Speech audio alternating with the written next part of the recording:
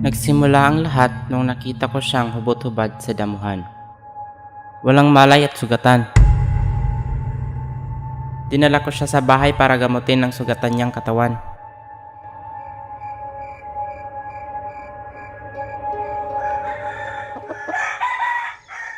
Anong nakita mo kagabi? Lahat. Nakita kitang walang malay kagabi kaya inuwi kita dito sa bahay para gamutin. Yun lang? Oo, ang laki kasi ng sugat mo sa dibdib. Pero hindi ako nanilip. Promise, mamatay ka pa. May iba ka pang kasama dito. Wala. Mag-isa lang ako sa buhay. Yang damit mo, binili ko kanina sa ukay. Ako nga pala si Jack. Jack Colendon. Corazon, Nasugatan ko ang aswang kagabi at sigurado akong napuruhan ko ito. Ano ba talagang nangyari sa'yo? Gusto mo tawagin mo si Kapitan? huwag na. Maraming salamat sa tulong mo. Aalis na ako. Sa hindi malamang dahilan, ay palihim ko siyang sinundan. Kasi, nag-aalala talaga ako sa kanya. Ewan ko ba? Tinamaan yata talaga ako sa kanya.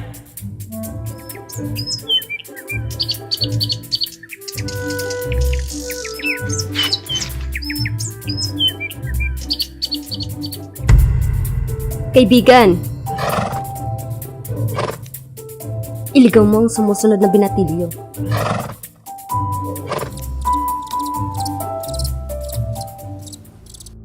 Oh, nandito na pala ang unika iha ko. Kumusta? Ayos lang, tay.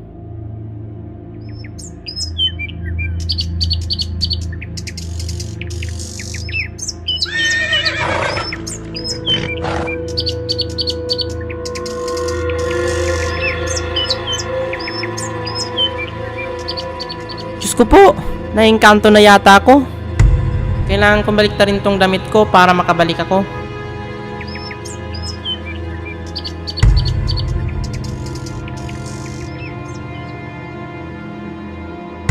Ganun ba?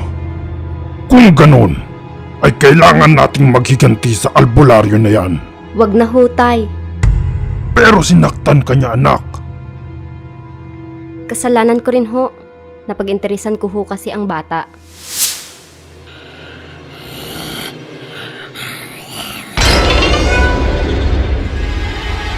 Hoy!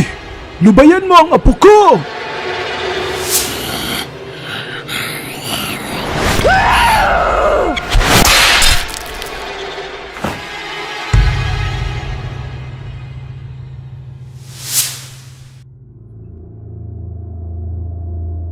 Inabot na ako ng dilim sa daanan. Buti na lamang at may natanaw akong baryo sa may di kalayuan. Marahil ay dito nakatira si Corazon.